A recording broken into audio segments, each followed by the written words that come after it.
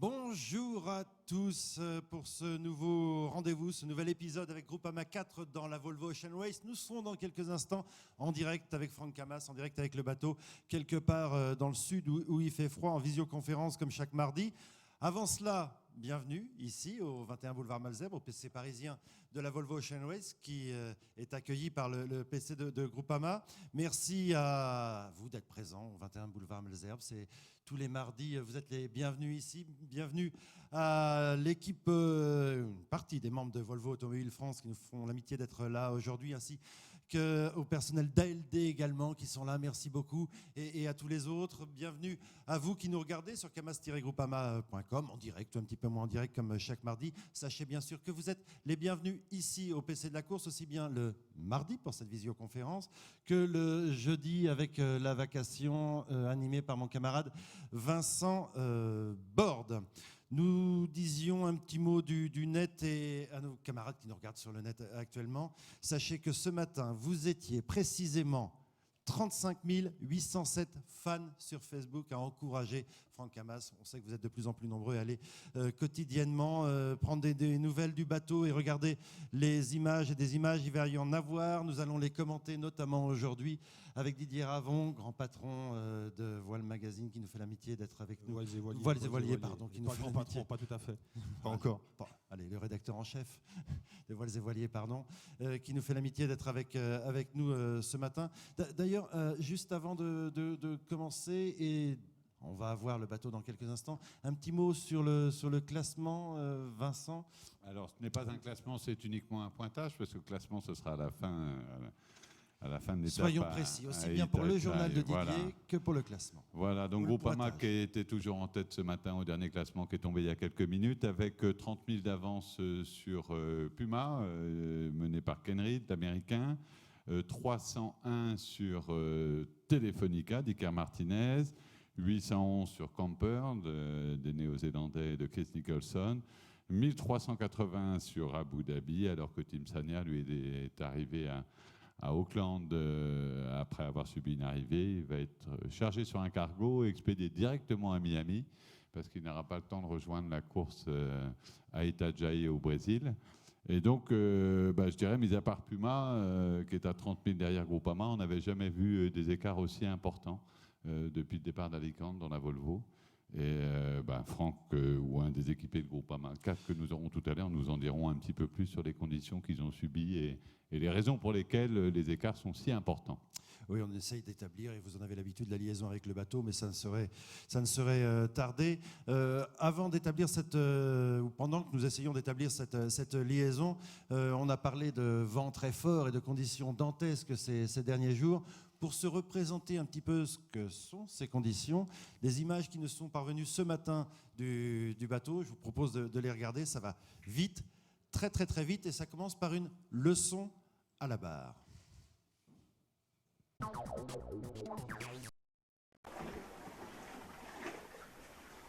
Essaye de rester rapide vers ce point-là. Les routages, il faut à peu près aller vers ce point-là. Ouais. Bon, et à 6 prochaines heures, c'est faible. On devrait garder la dépression quasiment une semaine. C'est une dépression qui avance vers le Cap Horn, très grosse. On devrait avoir beaucoup de vent derrière, et beaucoup de mer, malheureusement. Voilà, donc le vent ne devrait pas descendre sur 32 pendant quelques temps. Pour l'instant, c'est vraiment rapide à partir du moment où on va retrouver le vent. Merde, je prends une partie. C'est rare que je m'en sorte bien avec Michel. Je prends une partie en couille.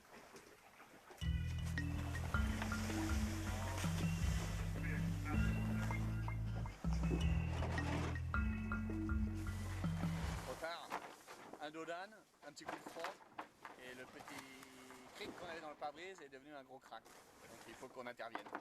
That's a typical stressful Volvo leg now, knowing that it's going to be like the first 4 days for the next 7 all the way to the Horn. It's not a nice feeling, and it's something that we've all sort of got to get ready for mentally and physically. Finally, some Volvo sailing. Oh, trim on. This is it. Semaine qui s'annonce effectivement comme la plus dure de la Volvo, vu les prévisions. Charles already got all his warm gear on, so I'm not sure what he's going to put on next when we get southerly. 35 nœuds, de l'eau à 5 degrés et du vent à 5 degrés. Ça va être magnifique. La semaine la pire de ma vie sur un bateau. Ça te va comme phrase? I've got a new sleeping bag and I'm just going to go and paddle downstairs with a sleeping bag and not even come on deck. That's what he thinks. Hopefully make it to Cape Horn in one piece. Va falloir faire le dos rond. Je verrai bien. Je verrai bien après.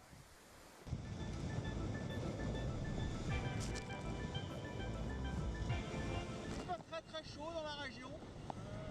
On a un peu plus de 30 nœuds de vent là, en ce moment. Avec une mer qui s'est très nettement formée, un peu croisée. Ça a roulé sans doute un peu trop tôt et on s'est fait passer par campeurs. On les a vus nous dépasser tout à l'heure. C'est un petit peu frustrant, mais la route est longue. On a préféré être prudent ce matin.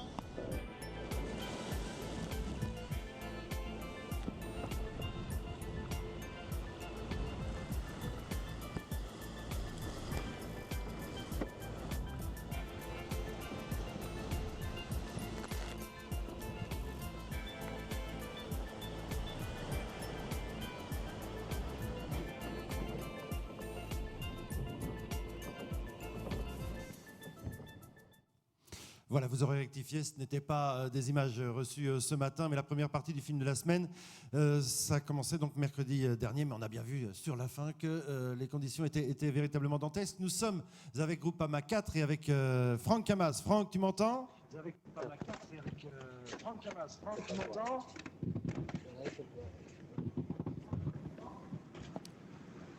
Voilà, on voit effectivement. Voilà, il met son petite oreillette. Salut Franck! Salut Franck. Salut, vous m'entendez bien? Parfait! Parfait.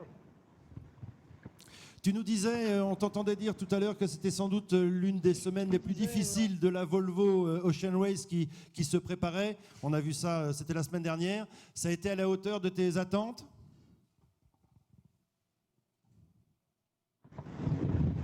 À la hauteur de non attente, parce qu'on aurait bien aimé que ça se passe plus facilement.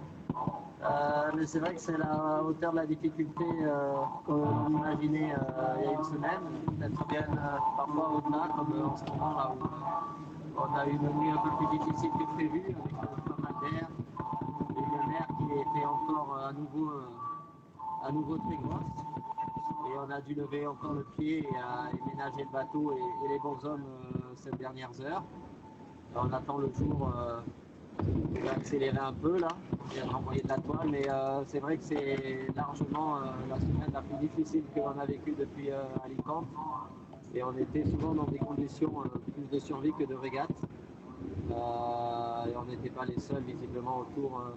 Ça lève le pied de partout, si ce n'est pas carrément des casques pour la plupart. Donc tout le monde fait très attention dans ces conditions-là.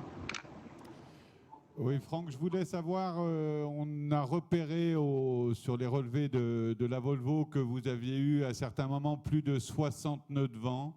Est-ce que c'était des conditions dans lesquelles tu avais déjà navigué précédemment?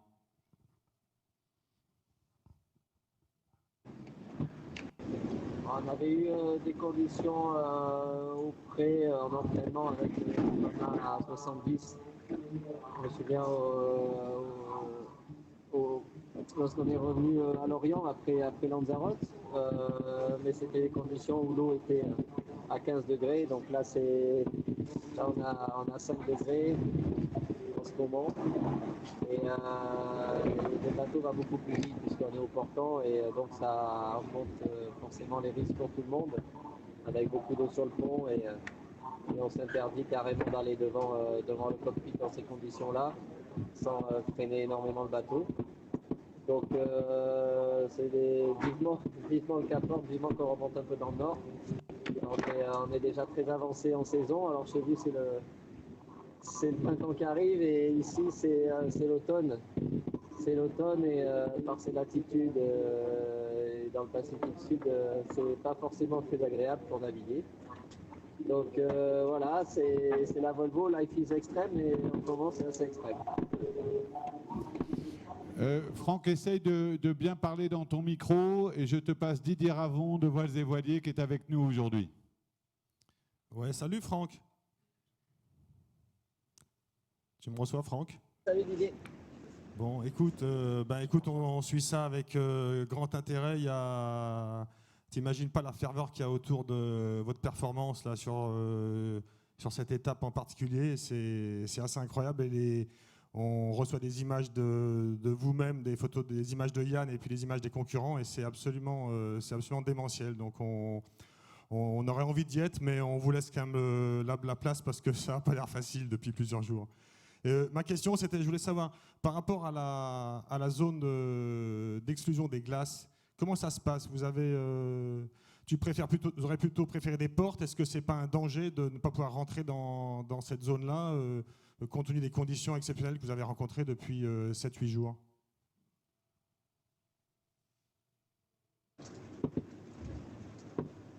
Ça ne nous a pas envoyé dans des régions pires le fait d'avoir contourné les glaces, même ça nous a peut-être évité d'être tenté par le centre de la dépression pour couper la route. Donc finalement cette zone des glaces, au point de vue pur météo et vent, ça nous a aussi écarté des dangers des plus forts vents et des plus fortes mers.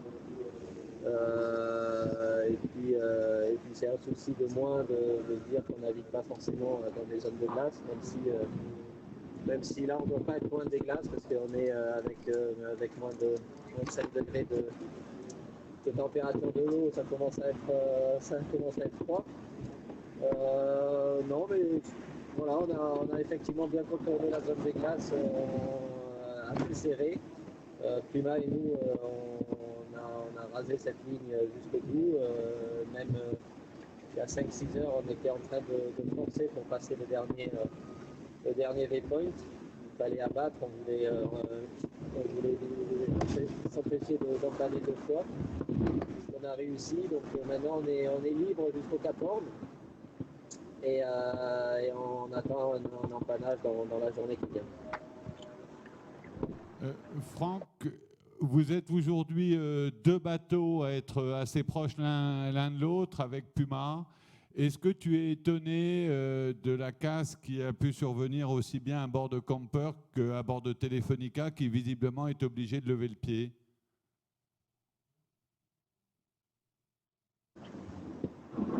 Non, on n'est pas vraiment étonné de ces casses-là. Nous-mêmes, à l'étape précédente, on a eu des laminages sur les traves, en dessous des traves. Alors, c'est peut-être dû à un choc. Telefonica, c'est peut-être dû aussi à un choc, mais c'est que c'est des zones qui sont extrêmement éprouvées lorsque la mer est croisée et de cette dimension-là. Et on est obligé de passer à 18 ou 20 nœuds pour tenir le rythme. C'est sûr que c'est le risque qui nous prend au nez en permanence. Et puis depuis le début de la Volvo, c'est certainement les conditions où les bateaux ont été les plus soumis à ces efforts-là, au slamming, sur les parties avant, et notamment à l'avant du mât. Donc le problème de Camper, c'est sûr qu'il y a forcément un petit défaut dans la conception, mais on s'en rend compte uniquement dans des conditions extrêmes où certainement les efforts ont été supérieurs à ce qui a été imaginé dans le cabinet d'architectes. Donc c'est évidemment dommage, mais ça fait partie de notre sport et c'est pas la première fois qu'on a des casses techniques, que ce soit chez nous ou que ce soit les concurrents, ça peut arriver à tout le monde. C'est toujours dommageable, mais c'est un sport mécanique et ça fait partie du jeu. Justement, Franck, comment se porte Groupama 4? Et puisqu'on t'a à l'image, on voit quand même que les conditions sont difficiles. Comment se porte l'équipage?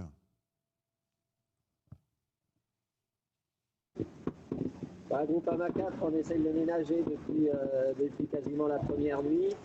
On a eu pas mal de casses des 30 premières heures avec le Génois 4 qui est tombé sur le pont au près dans 35-40 mètres de vent, avec l'Emerillon qui s'est cassé en tête. On a pu récupérer la voile, mettre l'Emerillon de fer à suivre. Ensuite, on a eu, à cause de ce premier problème, on a eu une voie d'eau sur l'étrave par le Vérène JK, donc on a eu certainement à un moment 1 tonne d'eau le deuxième jour de course à l'avant. Donc ça a commencé difficilement à bord, mais rien de grave puisque 3 jours après le départ, tout était rentré dans l'ordre. On est arrivé dans la zone de calme, on a tout réparé. Et puis depuis, on essaye de le ménager, c'est-à-dire aller suffisamment vite pour rester sur la meilleure place à l'avant de la flotte, et puis en même temps lever le pied et pas aller forcément plus vite que nos camarades quand c'est pas nécessaire pour ménager le bateau, notamment la structure, parce que dans la structure on a des problèmes structurels, on a du mal à y faire face lorsque ça nous arrive en mer. Dans ces conditions-là, c'est quasiment irréparable, et on est dans une zone loin de tout. Là, c'est le Cap Horn qui est à 1200 000, mais il y a une semaine, la première terre, ça devait être l'île de Pâques à plus de 2000 milles. Donc, on voit que tout petit problème structurel peut être très grave pour le reste de la course et évidemment pour la santé de l'équipage. Donc, on fait le tour, on check constamment. On est allé dans le mât, on a profité avant-hier d'aller dans le mât pour vérifier les bastacs, etc.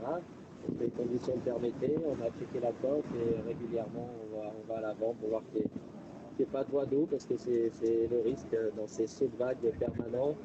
Malheureusement, depuis qu'on est rentré dans le vent, on est dans une zone à l'arrière d'une grosse dépression, donc dans une zone où la mer est complètement croisée. On sait que dans l'océan du Sud, il faut toujours être à l'avant des dépressions, et là, malheureusement, on est calé à l'arrière et ça va durer jusqu'au Cap Horn. Donc une mer croisée, une mer avec et du vent avec des rafales assez soutenues et du vent très instable. Donc c'est des conditions qui sont dures pour les bonhommes, parce que c'est vrai. Il faut être très attentif à la barre, il faut les risées quand elles arrivent, c'est toujours 10 nœuds de plus, quand ça passe de 30 à dans la toile Corona, on n'est pas très fiers, donc on peut être concentré à la barre, éviter les accidents, et c'est vraiment un stress permanent. Et pour l'instant, on est passé autour des accidents, mais je peux vous dire qu'on est tous un peu stressés et qu'on a envie que le Cap Horn approche et qu'on puisse remonter dans des zones plus saines. Ouais, Franck, je voulais savoir au niveau performance en vitesse pure, on a bien vu que les moyennes avaient un petit peu chuté, mais enfin tout est relatif. C'est quoi le record sur ces derniers jours, le record de vitesse en pointe de Groupama 4, pour qu'on se fasse une petite idée dans les surfs?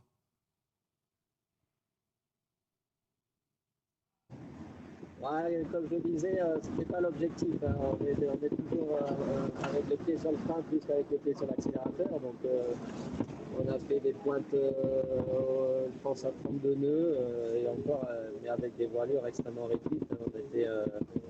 On était 2 riz ou 1 riz J4,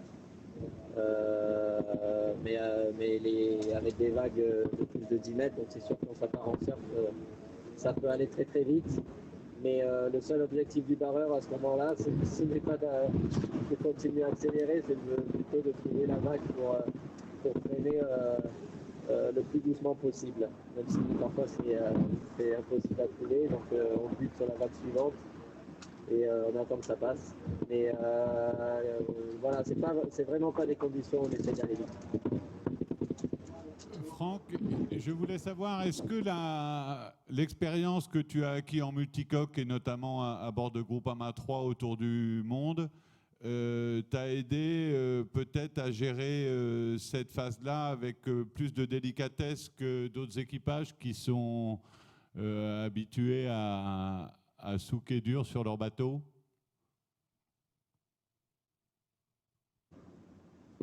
Oui, c'est sûr qu'un multicoque, c'est le jeu, c'est justement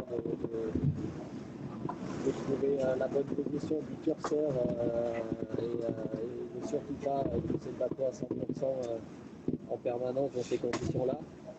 En monocoque, on a moins l'habitude de ça certainement parce que c'est des bateaux où déjà il y a plus de chavirage du bout et qui sont capables d'encaisser quand même plus que les multicoques puisque c'est des bateaux relativement plus lourds, les monocoques, donc avec une inertie, moins volage. Donc c'est vrai que l'expérience du multicoque et de ces navigations dans les mers du Sud avec le Macron et le Trophée Jules Verne, c'est exactement l'ambiance que l'on a eue ces derniers jours, à essayer de naviguer souple et de préserver le matériel avant de naviguer rapide et d'utiliser au maximum la puissance du bateau. On a par exemple depuis 24 heures, on n'a pas la quille à fond, donc on utilise vraiment en douceur les bateaux, chose qu'on fait très très souvent en multicoque dans des conditions que l'on a dans cette région. Franck, tu sembles assez fatigué. Qu'en est-il de l'équipage et est-ce que tu peux nous donner des nouvelles de Phil Armour, qui semble-t-il a été un peu blessé et ne serait pas certain de pouvoir embarquer sur l'étape suivante entre Itajaí et Miami?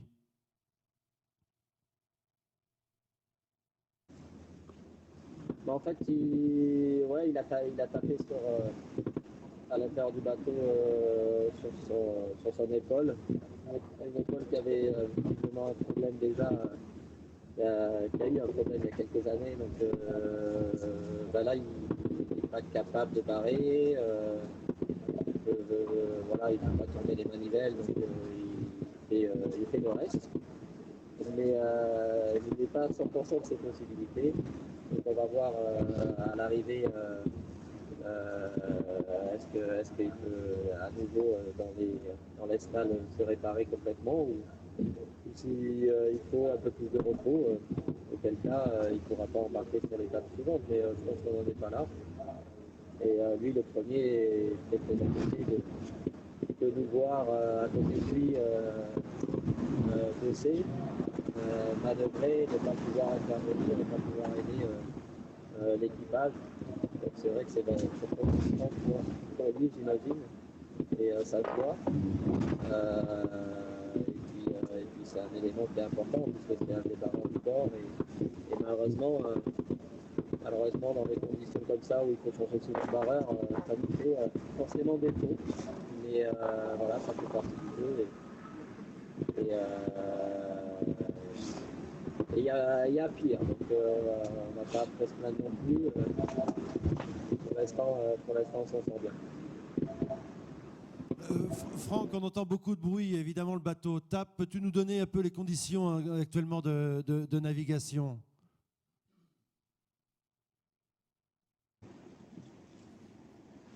Là, il y a 35 nœuds de vent et on vient de remettre le A7 devant.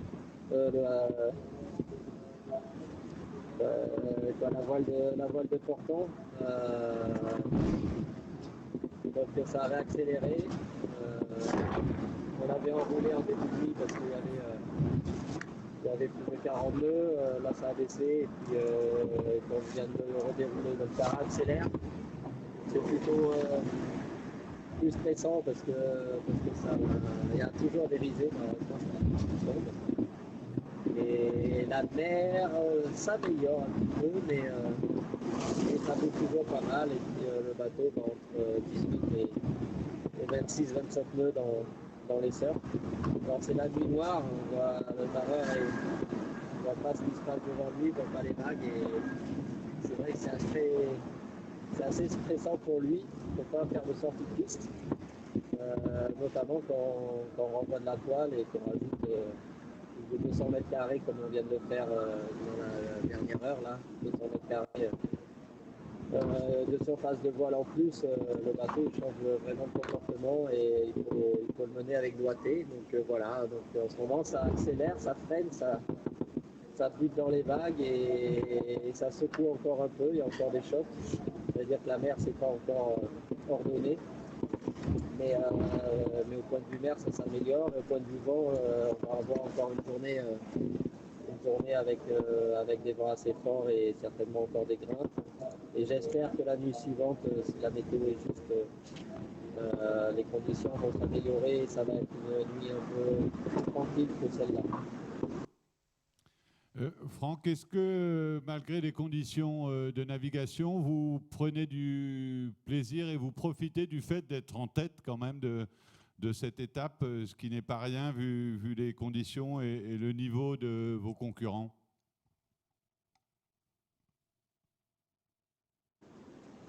Ah oui, je crois que le fait de se retrouver en tête, ça motive tout le monde et ça fait éviter les conditions d'inconfort et de vie extrêmement précaires que l'on a à bord. Comme je disais, la régate souvent passe au deuxième plan dans ces moments-là.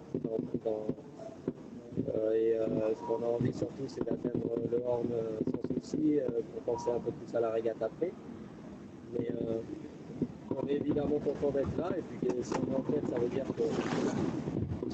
qu'on va approcher du Horn en premier aussi et remonter dans le Nord en premier. Donc c'est des bonnes nouvelles pour tout le monde. Et voilà, on sent que le Horn approche et tout le monde évidemment est ravi de ça.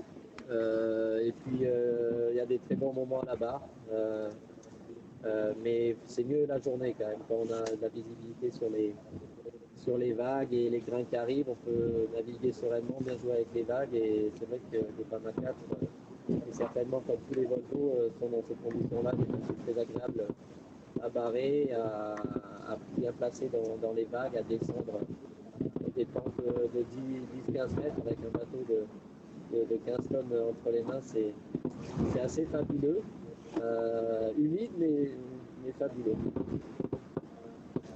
Ouais, Franck, tu peux nous donner une OTA pour le passage au Cap Horn?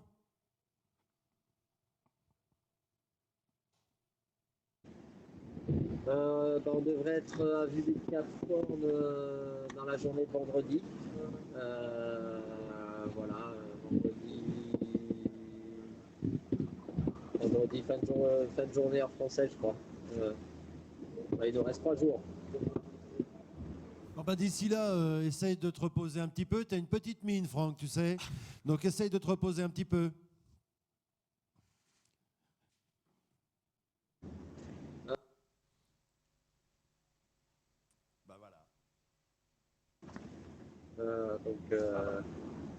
On se reprendra plus tard. Merci d'avoir été avec nous et salut tout le monde. Bravo à Yann s'il est devant toi et salut tout le monde. Ouais. Soyez bons. Salut. Voilà. Donc ça tape quand même. Hein. C'est impressionnant. Hein. C'est très très très impressionnant. Ça va très très vite. Surtout, on imagine et on le voit un petit peu là, effectivement, le stress un peu perpétuel. On voyait que là, il venait de changer une voile, que visiblement les bruits changeaient à bord. Au bout d'un certain temps, on s'y habitue, mais c'est vrai que dans la gestion du matériel, l'oreille a une grande part. Et que, voilà, ils sont un peu toujours sur leur garde à se demander comment ça va se passer. Ils sont dans une bonne position en tête avec un Américain Puma derrière. Oui, ce qu'il faut se dire, c'est que le deuxième est dans le même état, exactement dans le même état. Le deuxième, le troisième, le quatrième sont dans le même état. Oui, même le troisième et le quatrième ne sont pas tout à fait dans le même état. Donc c'était encore un peu plus dur pour eux. Mais c'est vrai qu'une des difficultés, c'est que quand on est premier, on imprime le rythme. Alors que dans la position de Puma, soit ils peuvent se calquer, ils ont les positions des autres bateaux toutes les 3 heures, donc ils peuvent soit se calquer sur le rythme de Groupama, ou au contraire se dire, là on va attaquer un petit peu, c'est ce qu'ils ont fait ces dernières 24 heures où ils ont pris à peu près une vingtaine de milles. Là, visiblement, les choses ont l'air à nouveau de se calmer et les bateaux d'être à peu près sur le même niveau de performance. Mais c'est cette gestion, je dirais, qui est importante et qui, pour l'instant, en étant prudent, a permis à Groupama de se retrouver dans cette position de leader. Ton commentaire, Didier, sur ce qu'on vient de voir? Bon, Franck avait un grand sourire, mais on sent, pour bien le connaître, on sent qu'il est fatigué et on imagine, parce qu'on voyait là, pendant les 15-20 minutes, on a vu les vibrations dans le bateau, les chocs, c'est sûr que... Et puis ce que disait Vincent, le stress qui est omniprésent. Et puis bon, il faut savoir que les bateaux sont quand même tous quasiment des sister ships à quelque chose près, donc au niveau construction. Bon, et quand on voit les soucis qu'ont eu Camper, Telefonica, parce que manifestement Telefonica, ils sont pas très bavards, mais ils ont clairement des soucis parce que c'est pas le genre d'équipage à se faire décrocher de 300 000 comme ça en 3 jours. Donc oui, on se rend compte que c'est une étape. On dit toujours les mers du Sud, le Pacifique, la Volvo. Là, je crois qu'il y a tous les ingrédients et ça devient extraordinaire pour nous spectateurs. Mais je pense que le plaisir doit pas être très important, même. Et pourtant, ils sont en tête. Alors on dramatise, ça reste quand même une course. Il l'a dit, ils prennent du plaisir également. On va pas s'affoler, on va tellement pas s'affoler que je sais, Vincent, que c'est un des moments préférés. Chaque mardi, tu aimes faire ton Patrick Sabatier et à poser la question à nos amis internautes qui permet de gagner les tonnes de t-shirts que tu ramènes de chacune des escales. Alors des tonnes, n'exagérons pas. Hein, t-shirts dédicacés. Quelques sculptures dédicacées. Donc la question du jour. À quelle heure Groupama 4 a-t-il passé ce matin, parce qu'on va vous aider un petit peu, la dernière porte des glaces? Voilà, à quelle heure? On a la réponse en heure TU, mais vous pouvez nous la donner en heure française, en n'oubliant simplement pas que nous sommes passés en TU+2 et non plus en TU+1, comme c'était le cas jusqu'à samedi dernier. Enfin, vous nous donnez ça en heure d'été, en heure d'hiver ou en heure du Grand Sud, ça marchera quand même. De toute façon, voilà. La réponse les réponses doivent déjà... Et juste, je précise, l'adresse pour la réponse, pour ceux qui n'auraient pas joué les fois précédentes, c'est concours.groupama@gmail.com. Voilà pour la question du jour. Nous allons repartir sur la deuxième partie du film de la semaine, ce qui s'est passé samedi dernier. On a vu Franck nous parler de mer hostile. Ben, ce n'est pas seulement un mot. Vous voyez la deuxième partie du film de la semaine. So right now we're in the most part of the world, the furthest from land you can possibly get on the planet. We're halfway between New Zealand and Cape Horn, the bottom of it. And the only thing capable of flying here and returning back to land are the birds we see flying around with us. Other than that, we're on our own.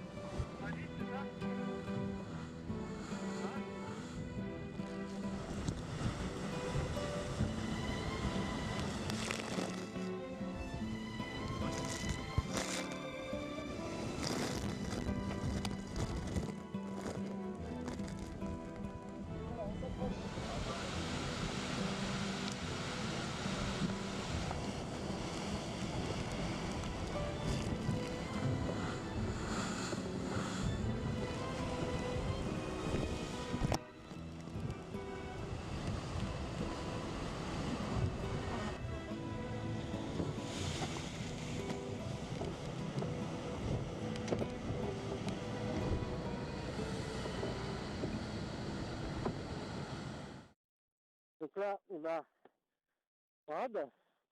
Pourquoi il est là? Parce que il est abrité par la casquette. Et quand il a besoin, il peut aller sur la manivelle pour aller grinder la grand voile. Donc on voit en arrière. Donc là, il y a changement de barreur. Donc ici, c'est un des autres endroits où on est à peu près tranquille parce qu'on est bien abrité par le mur de voile qui est matossé à cet endroit-là. Sometimes you're feeling a little bit scared and sometimes you're just feeling happy. You see that, you realize that the feelings are very close to each other. It's just a fantastic experience. I mean, there's nothing like this. Towards the end of the Santa Cruz, right? Yeah.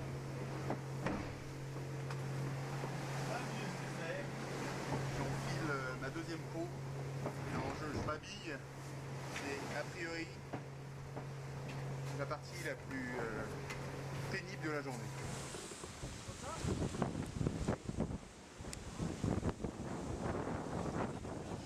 Voilà, Brad vient de mettre dans le mât.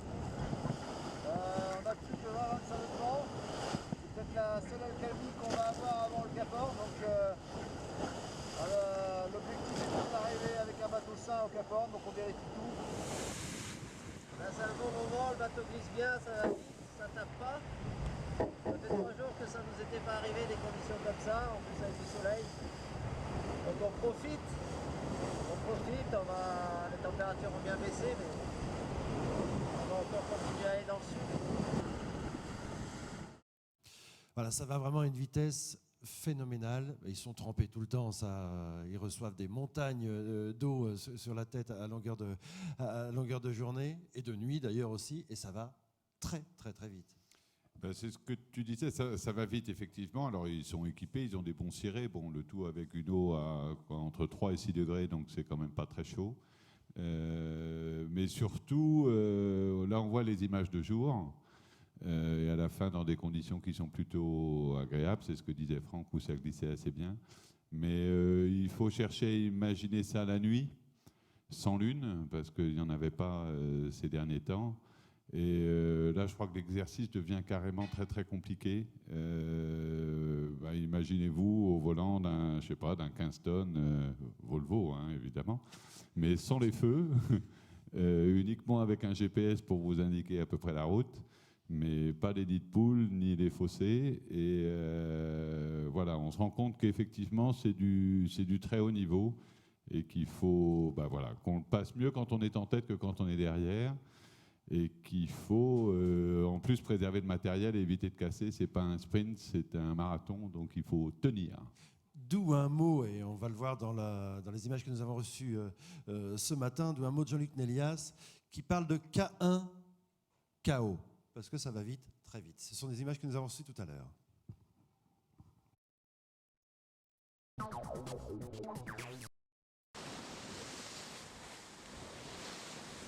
Bienvenue sur Groupama 4. On est par 53 sud. On commence à faire froid. Là, on est toujours à haute vitesse, mais on est quand même entre 25 et 30 temps. C'est tout voilure assez réduite. On pourrait sortir plus de toile, mais la mer est forte. Donc la grosse difficulté, c'est d'aller vite et d'éviter les trous. Il y a une houle de 8 mètres sur le côté et puis la mer du vent qui est assez formée et creuse. Donc voilà, on est entre 20 et 25 nœuds.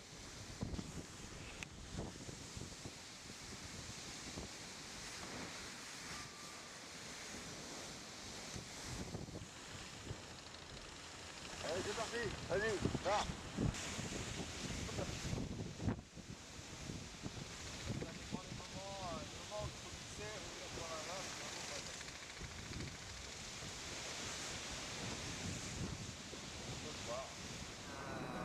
On se dirige vers le Cap Horn, tant bien que mal, K1 KO, dans du assez mauvais temps depuis une semaine. Et là on doit en terminer avec la limite des glaces, qui nous empêche d'aller au sud. On voit ici d'ailleurs qu'il y a 2 icebergs qui sont représentés, là. C'est 2 icebergs qui ont été observés par satellite.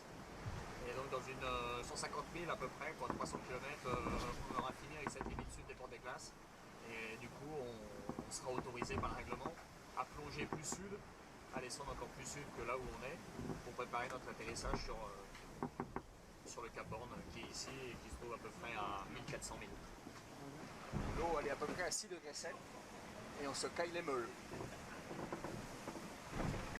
Donc ils ont froid. D'ailleurs, on a vu sur les images, il y avait une partie de l'équipage qui se retrouvait à l'arrière du bateau, derrière la barre. C'était une réunion, Voilà, ils font des réunions en fait assez souvent avec du reporting. Absolument. Il faut faire tout ça fréquemment, vous connaissez ça bien. Non, ils se mettent à l'arrière. Pourquoi ? En fait, ils déplacent le maximum de poids à l'arrière du bateau, les 2,5 tonnes de voile qu'il y a à bord du bateau. On les voyait dans des étapes précédentes, les amener à l'avant, auprès dans du petit temps. Dans la brise, on recule tous les poids. Il y a également un ballast à l'arrière, dont je n'ai pas en tête la contenance d'eau de mer, qui peuvent remplir tout ça pour asseoir au maximum l'arrière du bateau dans l'eau et éviter qu'il ne rentre trop fortement dans la vague. Et c'est aussi probablement une des raisons pour lesquelles Groupama est assez à l'aise et peut-être un peu plus à l'aise que ses concurrents, c'est que c'est un bateau qui a été plutôt typé pour le portant dans la brise, on le répète assez souvent depuis le début.